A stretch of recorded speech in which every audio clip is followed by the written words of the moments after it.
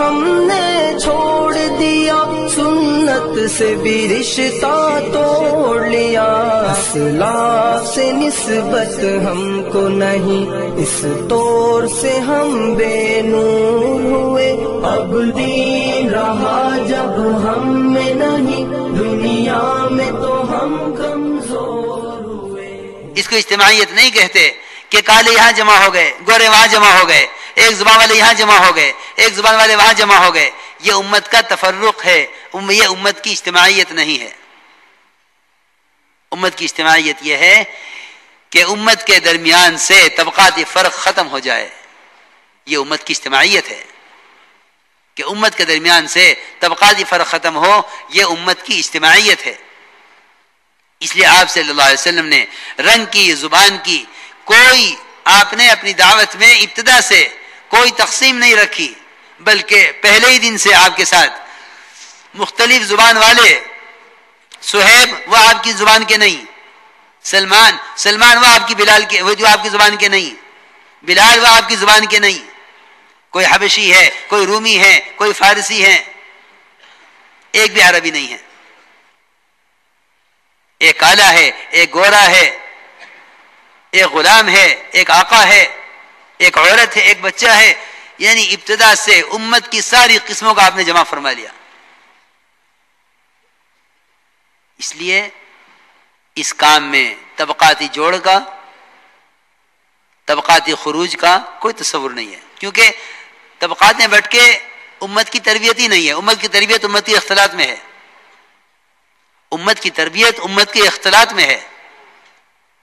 ایک صحابی تھے اقسم ابن الجون، آپ نے فرمایا اے اقسم، اللہ کے راستے میں نکلا کرو اپنی قوم کے علاوہ کے ساتھ، تمہارے اخلاق اچھے ہو جائیں گے، تم اپنی قوم میں باعزت ہو جاؤ گے۔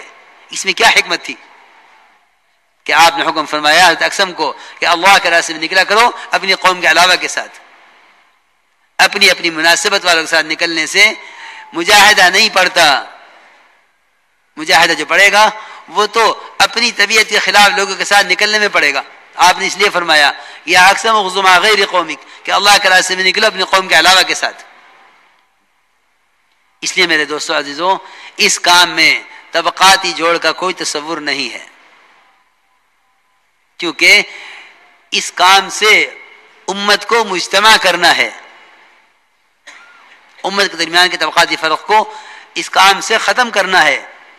اگر اس راستے میں بھی امت طبقاتی بنیاد پر نکلی، یہ طبقاتی بنیاد پر جمع ہوئی، تو اس سے امت کو تقویت نہیں ہوگی، طبقات کو تقویت ہوگی۔ اس سے امت کو تقویت نہیں ہوگی، بلکہ امت کے تفرق کو تقویت ہوگی، امت کی اجتماعیت کو تقویت نہیں ہوگی۔ اس لیے حضور اکرم صلی اللہ علیہ وسلم نے کسی بھی بنیاد پر فخر کرنے کی اجازت نہیں دی کہ کوئی طبقہ سے فخر کرے کہ ہم یہ ہیں، ہم یہ ہیں، اس کی اجازت کسی کو نہیں دی، بلکہ ساری امت کو بحیثیت امت ہونے کے ساری امت کے لیے تیار کیا۔ آپ کے پاس جتنے بھی افراد جمع ہوتے گئے وہ امت بنتے گئے، وہ امت بنتے گئے۔ آپ نے امت کے لیے امت کو تیار کیا، آپ نے امت کے لیے امت تیار کی ہے، آپ نے امت کے لیے امت تیار کی ہے۔ زبان کی بنیاد پر یا رنگ کی بنیاد پر امت کو تقسیم نہیں ہونے دیا، اور یہ بھی نہیں کہ کوئی طبقہ یہ کہے کہ ہم نبی کی دعوت کے اور ان کی نصرت کے زیادہ اہل ہیں۔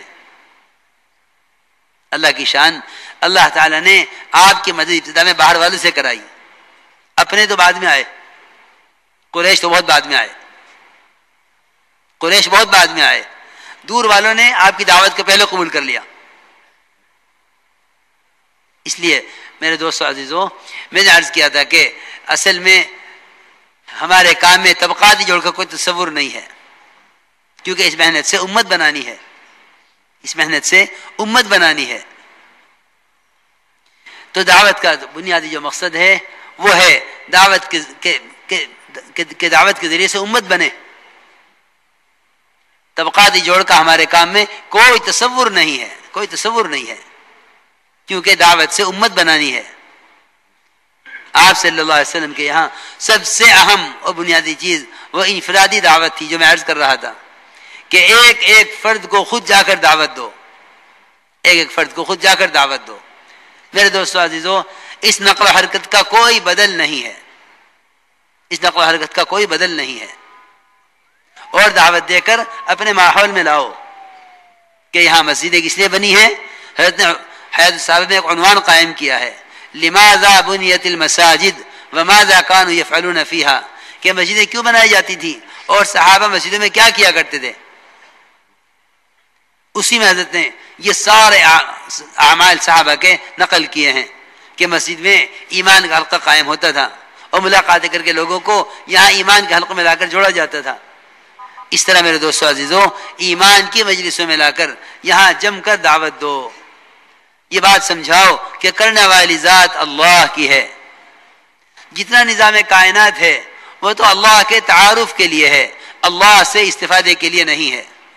ہر سمجھتے تھے اللہ کی ذات سے فائدہ اٹھانے کے لیے کائنات کا یقین نکلنا شرط ہے، اللہ کی ذات سے فائدہ اٹھانے کے لیے کائنات کا یقین نکلنا شرط ہے۔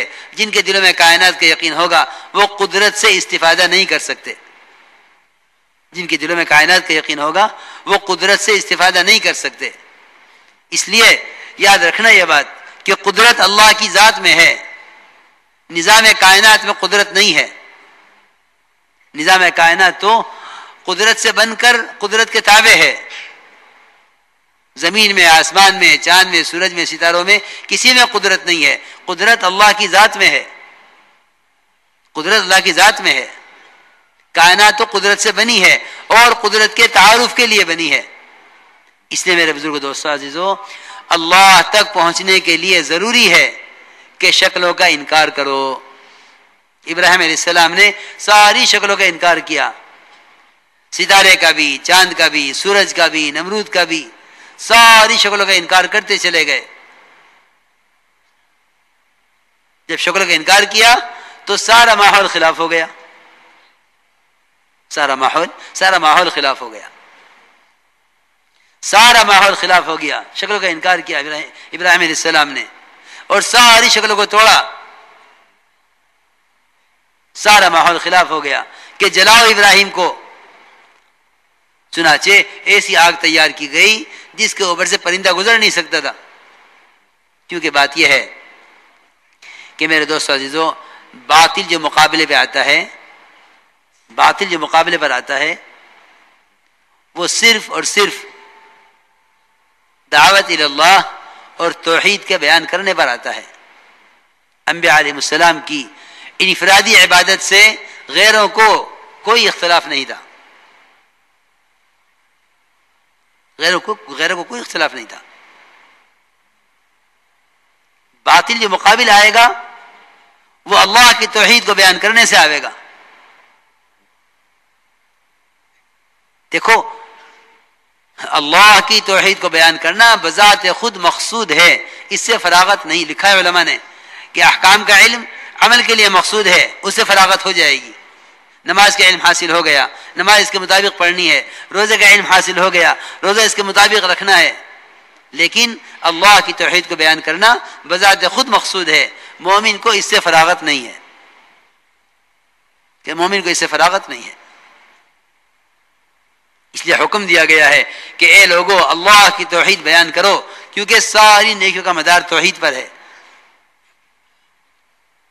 اس لیے قرآن نے کھل کر کہا ہے کہ جب تنہا اللہ کا ذکر کیا جاتا ہے، جب تنہا اللہ کا ذکر یعنی اللہ کے تذکرے کیے جاتے ہیں، سنو دھیان سے، جب تنہا اللہ کے تذکرے کیے جاتے ہیں اور اس کے ما سوا کا انکار کیا جاتا ہے، اشمئزت قلوب الذین لا یؤمنون بالآخرہ، تو غیروں کے دل سکڑ جاتے ہیں اور سمٹ جاتے ہیں اور بھیجتے ہیں ان کے دل اللہ کی توحید کو بیان کرنے سے۔ وَإِذَا ذُكِرَ الَّذِينَ مِن دُونِهِ، اور جب اللہ کے غیر کا ذکر کیا جاتا ہے تو وہ خوش ہو جاتے ہیں، وہ خوش ہو جاتے ہیں کہ ہمارے معبودوں کا تذکرہ ہو رہا ہے۔ میرے دوستو عزیزو، آج بھی خدا کی قسم باطل جتنا خوش ہے وہ مسلمان کے اللہ کے غیر کے تذکروں سے خوش ہے۔ اگر آج بھی ہم توحید کو اس طرح بیان کریں جس طرح صحابہ نے بیان کیا تو اللہ تعالیٰ آج بھی باطل کے دلوں کو اس طرح سکیڑیں گے، اس طرح سمیٹیں گے، اس طرح دباویں گے کہ تم اس طرح اللہ اکبر. وہ تو اللہ کی توحید کو بیان کرنے سے مسلمان کے دل سے اللہ کے غیر کا خوف نکلتا ہے. ورنہ جتنی بے دینی ہے وہ ساری کی ساری بے دینی اللہ کے غیر کے تاثر کی وجہ سے ہے، اللہ کے غیر کے تاثر کی وجہ سے ہے. میں نے عرض کیا کہ سارا باطل جو مقابل آئے گا وہ توحید کی وجہ سے مقابل آئے گا. آپ نماز پڑھیں، روزہ رکھیں، حج کریں، زکوٰۃ دیں، آپ اپنے اعمال کریں، باطل کا کوئی مقابلہ نہیں ہے آپ سے. ابو بکر رضی اللہ تعالیٰ عنہ کو ابن دغنہ نے صرف اس شرط پر امان دی تھی کہ قرآن زور سے نہیں پڑھیں گے، کیونکہ قرآن زور سے پڑھتے ہیں تو ہمارے عورتیں بچے اسلام میں داخل ہو جائیں گے. صحابہ کرام کی تلاوت داعیانہ تھی، اس لیے وہ غیروں کے دلوں کو کھینچ لیتی تھی اپنی طرف، غیروں کے دل کھینچتے تھے اسلام کی طرف. کتنے مشرکین کے واقعات ہیں، کتنے مشرکین کے واقعات ہیں کہ قرآن سن کر ہی اسلام میں داخل ہو گئے. کتنے مشرکین کے واقعات ہیں کہ قرآن سن کر ہی اسلام میں داخل ہو گئے. کیونکہ دعوت کے اندر وہ جاذبیت ہے کہ جس سے اسلام کے سارے اعمال غیروں کو اسلام کی طرف کھینچیں گے اور بے دین لوگوں کو دین کی طرف کھینچیں گے. اس لیے میں نے عرض کیا کہ جب اللہ کی توحید بیان کی جاوے گی تو باطل مقابل آئے گا. یہاں اللہ تعالیٰ امتحان لیتے ہیں انبیاء علیہ السلام کا کہ دیکھنا یہ ہے کہ اس وقت، کیونکہ اللہ کا دستور ہے کہ کوئی بھی آمنا کہہ دے ہم اس کو چھوڑ دیں گے نہیں، جو آمنا کہے گا ہم اس کے ایمان کے امتحان لیں گے. یہ امتحان تھا کہ ساری نمرودیت خلاف ہے اور آگ میں ڈالا جانا ہے ابراہیم علیہ السلام کو. ادھر جبرائیل سمندروں کے پہاڑوں کے فرشتے کو لے کر آ گئے. سمندروں کا بھی فرشتہ، پہاڑوں کا بھی فرشتہ، کہ فرمائیے کیا حکم ہے؟ اما الیک فلا، ہمیں آپ کی کوئی حاجت نہیں ہے. میرے دوستو عزیزو، اس کام کے لیے جبرائیل کا آنا ضروری نہیں تھا. ایک معمولی سے چھوٹا فرشتہ وہ اس کام کو کر گزرتا، یا پہاڑ کو یہاں سے اٹھا لیتا، یا ابراہیم علیہ السلام کو اٹھا لیتا، یا آگ کو غائب کر دیتا، یا پانی کا ایک بہاؤ بہا دیتا. یہاں سب سے بڑے کو اس لیے لائے ہیں کہ تاکہ یہ بات ثابت ہو جائے کہ اللہ کی ذات عالی سے براہ راست فائدے اٹھانے کے لیے جتنا اللہ کا غیر ہے اس سب سے رخ پھیرنا پڑے گا. اس لیے کہیں یہ ثابت نہیں ہے کہ انبیاء علیہ السلام نے اپنی مدد کے لیے فرشتوں کو طلب کیا ہو. مطالبہ اللہ سے ہے براہ راست. فرشتے تو انبیاء علیہ السلام کے اکرام میں اور جہاد کی فضیلت میں اترتے تھے. انبیاء کے اکرام میں اور جہاد کی فضیلت میں یہ فرشتوں کے نزول کا سبب ہے. ورنہ نہ اللہ کو ضرورت ہے فرشتوں کی کہ مدد ان کے ذریعے سے کریں، اور نہ انبیاء کو ضرورت ہے فرشتوں کی کہ اللہ نبیوں کے ساتھ ہے. آپ نے صاف فرما دیا اللہ معنا، کہ اللہ ہمارے ساتھ ہے. وہ تو جتنی شکلیں ہم نے اپنے اللہ کے درمیان بنا لی ہیں، ان شکلوں نے اللہ سے دوری پیدا کر دی ہے. اس لیے اللہ تعالیٰ نے امتحان لیا جبریل کو بھیج کر. آپ نے فرمایا اما الیک فلا، ہمیں آپ کی کوئی حاجت نہیں ہے، ہمیں آپ کی کوئی حاجت نہیں ہے. اللہ تعالیٰ نے پھر آگ کو حکم براہ راست دیا ہے، قلنا یا نار کونی بردا وسلام علی ابراہیم. حکم براہ راست ہے آگ کو، آگ کو حکم براہ راست ہے.